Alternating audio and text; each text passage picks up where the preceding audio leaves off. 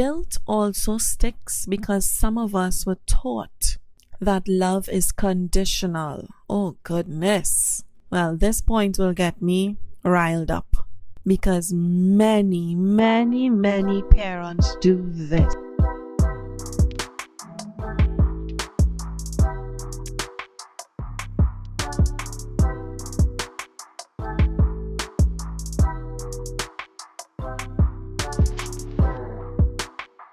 Hello everyone, welcome back to pillOtalk. I'm Alex and I'm here with my wonderful wife Liz. We're really glad you're here with us today.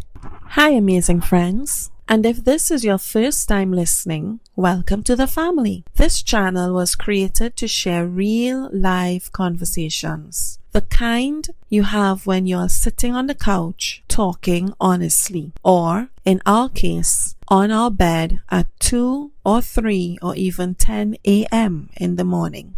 Exactly. So you'll hear pauses, reflections, maybe even moments where we stop and think out loud. It isn't a lecture. It's a shared space. We truly want to help you.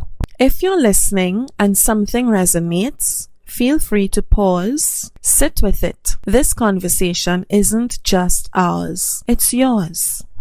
Before we really dive into it, a quick note. If pillOtalk speaks to you, please like, subscribe, and share. It helps this message reach out to someone who needs to hear it, and it helps this space grow. Today, we are talking about guilt, the kind that lingers, weighs you down, and makes forgiveness feel almost impossible. That's right. And just a quick disclaimer. Guilt can be helpful. It can guide us, teach us, help us grow. But when it's constant, when it keeps us stuck, that's a different story. And that's what we want to talk about today. So lean in with us. This is pillOtalk, a safe space for honest conversations, healing, and growth. Let's start with why guilt sticks so tightly. One reason I've observed is that people feel they deserve it. Guilt becomes a form of self-punishment. They believe the action they committed was so horrific that ongoing suffering is justified. And don't get me wrong, I believe in consequences. Accountability matters. But if the person you've wronged has already addressed it, if consequences have already been faced, there is no purpose in continuing to punish yourself. At that point, guilt stops being corrective and starts being destructive. Exactly. That's why so many people confuse accountability with self-hatred. You can take responsibility without labeling yourself as bad. For example, you can say, I made a wrong choice, I'll do better, without saying, I'm a terrible person who deserves to suffer. One leads to growth, the other keeps you stuck. And my lovely listeners, many of us do that. Instead of blaming our choices and our actions, we label and blame ourselves. My choice was inappropriate. It was wrong. It was immature. I am not immature. I am not inappropriate. I am not wrong. My choices were. My actions were. Here's a verse that really helps me. For I will be merciful towards their iniquities, and I will remember their sins no more. Hebrews 8 verse 12. Notice it says, remember their sins no more. Because when we sincerely ask our Lord, our Creator, our Father, to forgive us for an action we've done, imagine it as a huge eraser. And He erases that sin. He does not remember it. But we must go to Him with sincere remorse. Not remorse to just get by. That's what forgiveness is. It's not erasing the lesson. It's releasing the weight. I like to repeat what my wife said. It's not erasing the lesson. Because at the end of the day, the Guilt comes with a lesson, the actions that you do. And there's always a lesson to be learned. When you carry that guilt to God and that forgiveness reigns from God, it releases the weight that is on your shoulders. Remember that, guys. And guilt that lingers because someone is tied to that mistake. We think, I did something wrong, therefore I am. But that's a trap. That's unhealthy and untrue. Your mistake is not action. It's not a definition. You are not your worst moment. Think about it. If a child accidentally breaks a vase, we don't say you're broken. We correct the action, help them understand, and move on. Why do we do the opposite with ourselves as adults? Holding on to guilt as if it defines us and keeps us heavy, stuck, unable to grow. Separating your mistake from your identity is the first step towards self-forgiveness and freedom. Look at that mirror, guys. One common scenario is this. I hurt someone I loved. Many people carry this quietly. Hurting someone you genuinely loved with words, absence, or rejection, or even a reaction to a request they made, to information they give, to the way they act. Even after apologizing, your mind keeps replaying it. A powerful example comes from scripture. Peter denies Jesus 3 times, remember? Luke 22, John 21. When Jesus returned, he didn't shame Peter. He restored him. 3 times Jesus asked, "Do you love me?" Grace didn't erase the mistake. It healed the person. If you're listening, pause right now. Ask yourself, what did this guilt already teach me? What lesson was learned? Think about it. And I'd just like to repeat something my husband said just now. Peter denied Jesus 3 times. Just to jog a few memories. This was after Jesus was arrested and the soldiers were walking through, arresting all other associates that they know or recognize being with Jesus. And one of the crowd members recognized Peter and started shouting, "Weren't you always with him? Aren't you always one who was beside Jesus?" And in that moment, Peter said no. He does not know the man. He was never with the man. No, no, no. And many times, because we are faced with situations in our lives where it may affect our work or our own comfort, we deny and we betray someone that we love. And the shame we feel after that, that's the shame we are talking about in this point. The shame Peter felt. Peter didn't want to be around anyone. Peter didn't feel like Jesus owed him anything. And on the 3rd day when Jesus rose from the dead and he came back to his apostles to show them all that he was telling them was the truth, he looked at Peter. Because remember, Jesus knew Peter was going to deny him. He did warn Peter of that. But fear.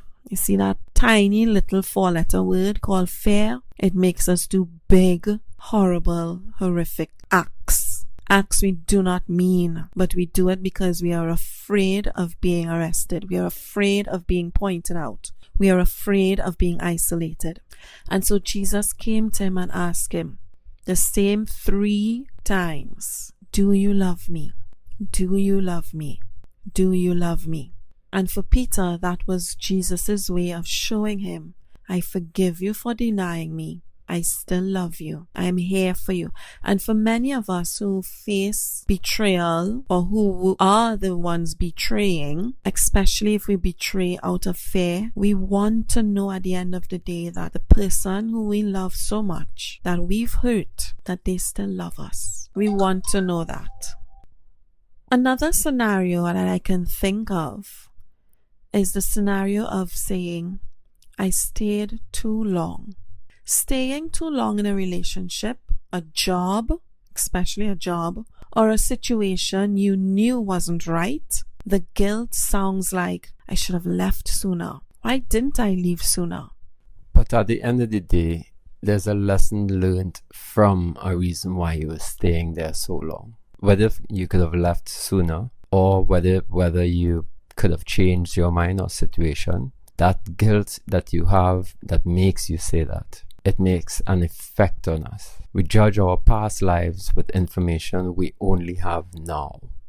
Staying doesn't always mean a weakness. Sometimes it's survival. There's a reason there. Think of the Israelites wandering in the wilderness in Exodus and Deuteronomy. They wandered for years, not because God abandoned them, but because growth takes time. Healing, faith, forgiveness, all of these things take time. So don't guilt yourself in staying too long in the job, the situation, the relationship. Look at the growth that is there. Figure the reason. Look at the lesson. Slow growth is still growth. We think of another story in the Bible, the story of David and Bathsheba in 2 Samuel 11. David made a serious mistake and carried deep guilt. But through confession and repentance, he found forgiveness. He even wrote in Psalm 51, "Create in me a clean heart, O God, and renew a right spirit within me." Letting go of guilt looks like honesty, accountability, and restoration, not self-destruction.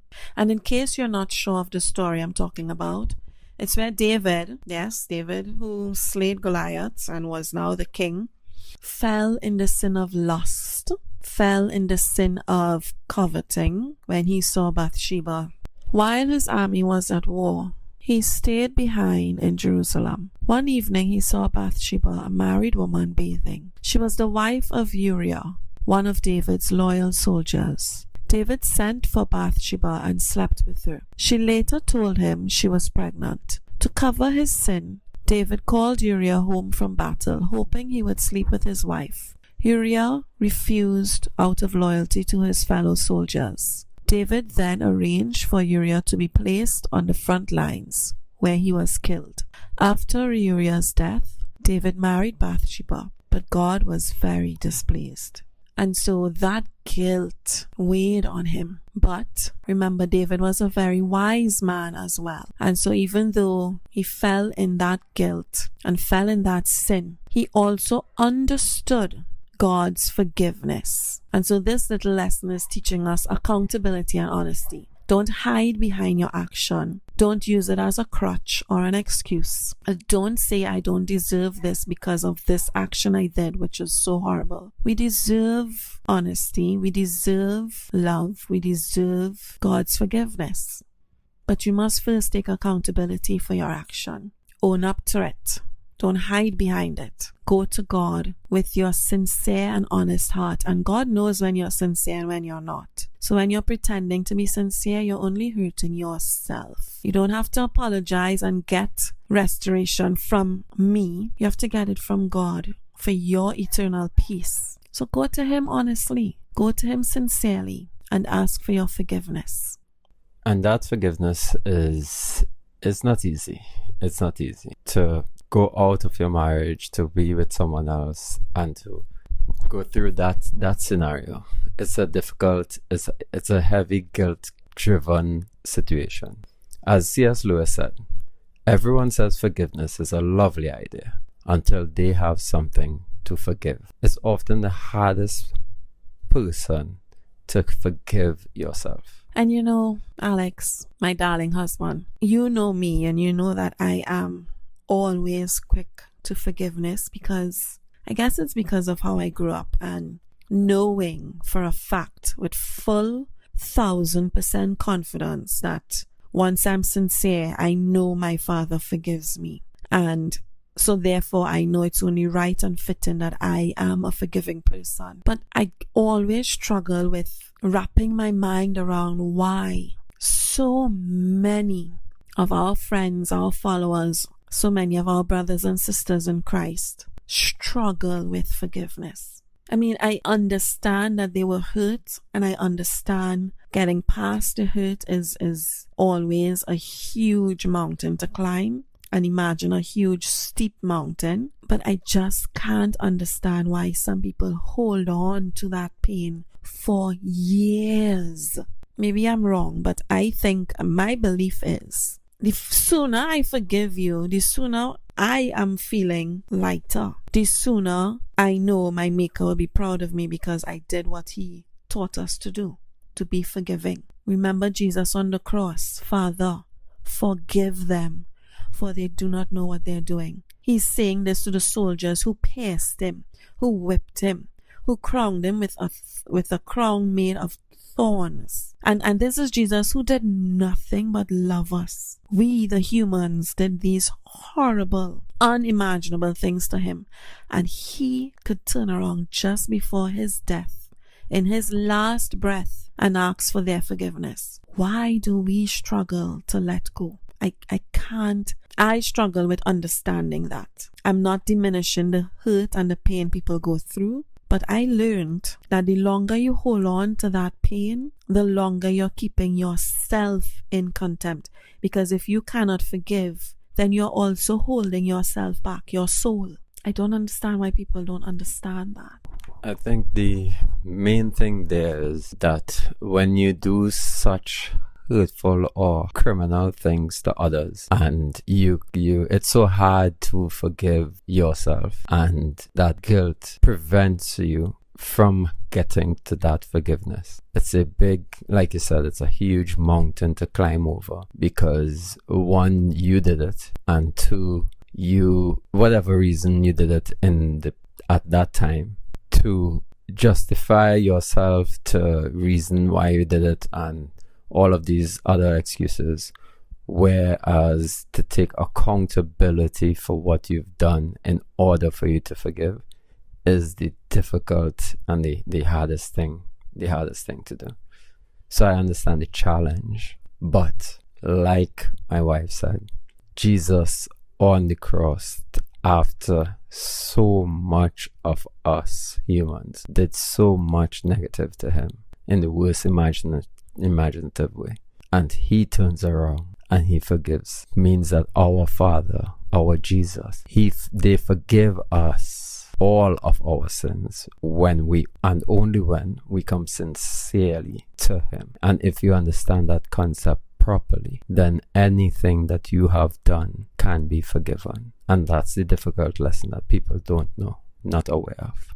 And I know we have beautiful souls who are listening to us right now, who are probably nodding and saying, yes, I am one of those. I hold grudges. I hold grudges for very long. To you, my sister, to you, my brother, I'm going to say, pray and ask God to give you the strength, the wisdom to let go, and the understanding that when we let go, yes, we may remember the incident, we definitely will, but in letting go sincerely and fully, when God erases that, you see that weight we were talking about earlier, that weight that lifts off of you, it takes away the memory of the pain. And I think that's why I always looked at myself and say, my gift of forgiveness is a blessing and it's a curse. Because it's my blessing because I'm doing exactly what Jesus taught me to do. I've made it a habit within myself not to hold grudges, to try and understand why things happen. I don't just take things at face value. I like to see all sides of it. And if it's a 2D shape, I want to see front and back. I don't only want to see the front. And so the reason I call it my curse is because also when I forgive someone for sincerely, truly, and horribly hurting me, and we only get hurt because it's people we love, if a random stranger hurts you, it's not going to bother you that much. It only hurts us the most when it's someone we hold dear to us. Whenever I make my mind up to say to God, I'm releasing this to you now. You will do the punishing. You will do and see what's fit. I'm no longer holding on to this. I'm not lying to you, my listeners. This is my honest truth. Yes, I remember the activity and the action and the situation that I was in, but I do not remember how much it hurt because Jesus took that away. And when we've experienced, and I wish everyone on this planet could experience this beautiful feeling of forgiveness, true, ultimate, graceful forgiveness from God. when you experience that authentic forgiveness, oh my gosh, He takes it away. He takes away the memory of the hurt, not this situation, because we need something to remind us not to get back in that position again. Don't put yourself there again. But the pain you felt, the crushness in your heart, God takes that too. Understand that, listeners. Understand what my wife said. That pain, that shame, that guilt, imagine that God really can take it away. Take away not the memory of it, you will remember, but the shame, the guilt, the pain, that hurt can go away. And through Him, all things are possible. And before I move on, I just want to say, when you decide to let it go, please, us humans like to still hold on to the very hem. No. Holding on to any sliver of it is what keeps us trapped also. Let it go. Hold your hand open and release it all. Spread your fingers wide. Open your chest and just let it all flow out. When you make up your mind to say, Lord, take every ounce of this hurt that has me in this depressed hole that I'm in, take it. When you tell Him to take it and He sees that you're sincerely ready to let it go, I'm asking you to let it go. We love, it's a human quality to hold on to a little piece. Don't hold on to any piece. If you want true PEACE peace, let it all go. A quieter but deeper one that we struggle with. I can't forgive who I used to be. Oh boy. That embarrassment, that fear someone will find out the thing I did. Healing doesn't erase the past. No, that is what I was talking about. It doesn't erase the action that occurred, but it really erases the pain. It gets rid of the pain so you can move on freely. David didn't hide his guilt. He brought it honestly to God. He found renewal instead of rejection. Romans 8 verse 1 reminds us, there is now no condemnation for those who are in Christ Jesus. If you are listening, ask yourself, what version of myself am I ready to forgive? And you know, when you sit and really think about the version of yourself that you don't want to forgive or that you think you can't forgive, I want you to also, on the flip side of that coin, think of this statement I'm going to make. On one side, I cannot forgive who I used to be. Let's come up with a scenario. I'm 21 years old. I am partying Sunday to Sunday, doing every advice there is in the world to do. Drugs, alcohol, inappropriate actions with many different people. I'm doing all the things that I was brought up to think was wrong. I'm doing it all because I'm young and I'm free and I'm an adult now. And then as you get older and you finally settle down in your family, you think, I don't like who I was then. That's an ugly person. That's an unforgivable person. My flip side to that coin is this. We have to experience things in life to be where we are now. And yes, my actions was not very good. It was not very godlike. But without my unholy actions, I would not have learned who I was. I would not have learned my identity. I would not have learned how to love others. I would not have learned how to respect others and respect myself. So yes, we've all done things in our life that we are highly ashamed of, that we find unforgivable. But remember who we have to please and serve, God, and He forgives everything once you're sincere. And through your unholy, unimaginable act, lessons were taught. So what I'm trying to say is I'm not trying to make an excuse for actions that are horrible. I'm just trying to say, don't hold yourself so firmly and so tightly down. Don't bury yourself so low, because you did learn, you did grow, you did have experiences to make you the person you are right now. And if you're still in the process of learning who you are, keep praying and asking God to reveal His plan, to reveal who you are. Because many of us walk around and still don't know who we are. There's an activity I like to do with children, because my field of work is with children. And it was so weird to realize and observe that children, who are the most honest and innocent beings there are, that's why they're also the most brutal, because of their sheer pure honesty. To realize and observe that children find this activity uncomfortable. I've yet to try it with adults, but I can imagine how even more uncomfortable adults are. I did this activity a few times and I said, okay, children, we're going to try something, because I wanted to teach them self-love and self-worth. And I said, let's stand in front of the mirror. And I'm not talking about 1-2 seconds and move away. No. We stand in front of the mirror and just look at the person looking back. Look straight into their eyes. And I counted to 10 just for them looking at. And after 10, I said, now I want you to repeat after me. Keep looking at the person in the mirror and I want you to say, I love you. Would you believe, my dear listeners, the number of children who turned away and they were like, Miss, I can't do that. I'm like, why not? They can't do it. I said, no, you can. You don't think you are loved? You don't think you deserve love? So imagine if children can feel uncomfortable to look at themselves in a mirror for more than 10 seconds and then repeat, I love you, and they find that uncomfortable. How many of us are walking around with that shame also? So that's a great activity to start to self-heal and self-forgive. Pick something positive to say. If you're not ready for the strong I love you, start with the I forgive you. Start with the you are beautiful. Start with something. Just look in the mirror, count to 10, count to 15, then say the statement to the person looking back. It will be uncomfortable in the beginning because many of us feel that uncomfort, but try it every day and you will see. You will see.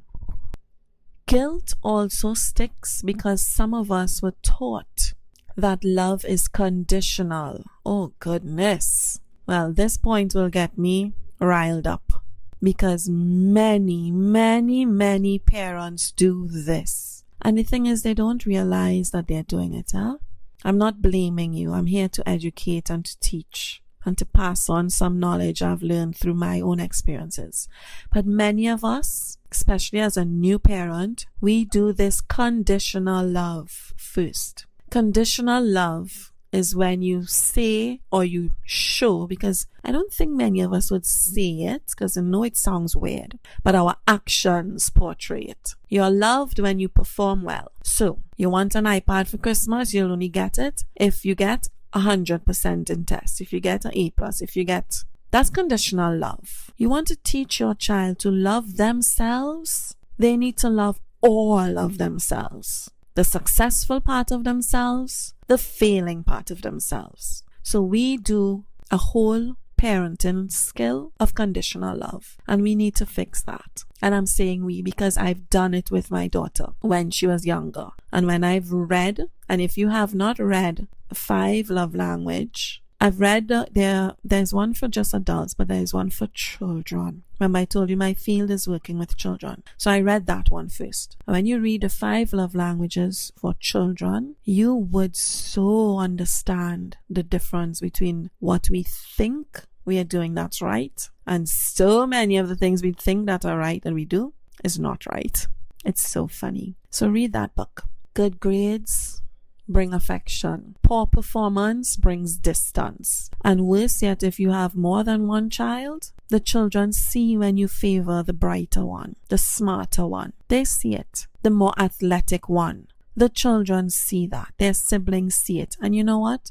Instead of creating love in the family, you're creating animosity. Because the child who is not as highly intelligent or highly athletic and they feel ignored because you do ignore them, you don't intend to, but it happens because we have a goal in our head of what we want. And so when things don't meet that goal, we kind of ignore it. We affect the children that way. Unconditional love, pure raw love that is unconditional. It says, I don't love your choice. I don't love that you did not give me your best this term, but I still love you. That's what we need to focus more on. Pointing out that the things we are disappointed in, the things we are hurt about, are actions, not people. And when we start showing that, this world is going to blossom more beautifully in peace. Behavior is corrected, but worth is never withdrawn. Unconditional love. That lesson follows many of us into adulthood. Because if I learn to only love conditionally, then that's what I'm looking for in a relationship. The man who is going to hit me, but then buy me a huge bouquet of flowers. That's not love. That is far from love, please. And then there's the voice of others. Even when someone hasn't forgiven you, the inner critic keeps whispering, things like, you shouldn't have done that. You hear, I forgive you, but you think, I don't deserve peace yet. That's how guilt tightens its grip from these repetition words that constantly create that guilt within your mind. And remember what I said in our very first episode. You deserve to be loved. You deserve peace. You deserve happiness. You deserve forgiveness. We deserve it. Yes, we do things that are not nice. Yes, we do things that warrants consequences. Accept your consequence. Be honest about your action. And when those things have passed, also accept that I earned my spot of forgiveness. So now I can move on. I've earned it. I paid for the crime. Stop holding yourself in contempt. Please stop. Stop thinking you deserve to stay in this broken relationship because you don't deserve to be happy. Don't think like that. Why? Why don't you deserve to be happy? Another reason, fear of repeating the mistake. We think guilt will keep us in line, but chronic guilt doesn't prevent mistakes. It prevents growth, and it may also increase mistakes because you will constantly make a scared choice. And scared choices, most times, are wrong choices, or choices that will get us in so much more trouble before we see the light at the end. So try to stop holding on to the guilt. Don't forget grief. Grief is a big one. That guilt that often carries the mourning what was lost, what changed, or who we were before. Until that grief is acknowledged, until you take that acceptance of whatever scenario has occurred and acknowledge you are going through grief, receive it, understand it, and take that guilt. That guilt doesn't loosen its grip unless you acknowledge that grief. I know grief is huge. I know grief is a difficult one. But because of grief, it makes guilt keep us stuck. So acknowledge grief and let that guilt loosen up. And we cannot do it alone. Find someone you trust and talk to that person. Talking actually releases some of the grief. People think talking about it makes it feel more fresh and raw. And actually, when you talk about your hurt and your pain, it releases and you feel more free. And it also makes it easier to continue living. And then pray. I will always go to God first because God is first in my life. God is my first, then my husband, then my child, and then the rest of my family. God is first. So when I can't deal with a situation, when I feel like it's too heavy, the grief is too much, I give it to Him. So say a prayer and ask God to help you get over that, to help you release it to Him. Take a moment, my darlings, and ask yourself, is my guilt helping me to grow, or is it keeping me stuck? Because we all hold on to guilt. We all have that one thing that we are so ashamed of or so embarrassed about. We hold on to that guilt. But I want you to take that guilt in the palm of your hands and look at it. Again, you can stand in front of a mirror so you can see the expressions looking back. I don't know why we are so harsh on our own selves, so much more than other people see us. But take that guilt and say, are you helping me to grow, or are you keeping me stuck? And if it's keeping you stuck, please let it go. Let the wind take it away. Let God take it. How do we start to let go? Because I know some people are saying, I'm hearing what you're saying, I'm understanding it, I'm living that right now, but I don't know how to let go. I don't know how to move on. So, like I said, pillOtalk is here to help. So we're going to give you just a few steps and hope that it touches or that it is something you can use to help you even just start the process. So how to start letting go? Let's start with step 1. Separate your action, everything that you do, everything you've done. Picture everything that you've done. Picture all your actions, all the things that you feel guilty for, all the things that you have done in the past, and the things that you know that you would do. And separate that from your identity. See the difference between what's your actions and who you are. There is a difference. I can get angry at something, but I'm not an angry person. Separate your actions from your identity. Step number 2, practice self-compassion. I deserve peace. I deserve love. I deserve to be forgiven. Would you speak to a friend the way you speak to yourself? Many of us will say, hell no. Would you speak to your children the way you speak to yourself internally? Not a chance. So then why are you doing it to you? And you know, especially when our children are concerned, when they look at us, you know what they see? They do not see that shameful person that we imagine. They see Wonder Woman, Superman, Batman. They see heroes. So you need to look in the mirror and start to see that same hero that our children see. Step 3, confession and journaling. This is a great step. James 5 verse 16, it reminds us that healing begins with honesty. So let's do that step. And I'd just like to add to that step why it's so important and why we choose to use that verse from the Bible. Healing begins with honesty. Fellow listeners, we have to be brutally honest with ourselves, yes. Not just about the bad things we've done, but about the good we've done as well. So when you start to write down or confess, or when I say confess, I mean like talking to someone, you'd realize that when you talk to people who truly love you and know you, and you say the things that you think about yourself to them, they're going to shine a light straight into your eye and say, why do you think you are this way? You might be that way only 2%, but the rest of the 98% you are this. This is what I see when I see you. This is how I feel when I'm around you. So that's kind of how confession plays into it, you know. Like I said, we critique ourselves the harshest. But if we ask someone the same question we are asking about ourselves, you'd be amazed at the answers our friends and loved ones would have to say about us. So try it and write it down, because writing is strengthening memory.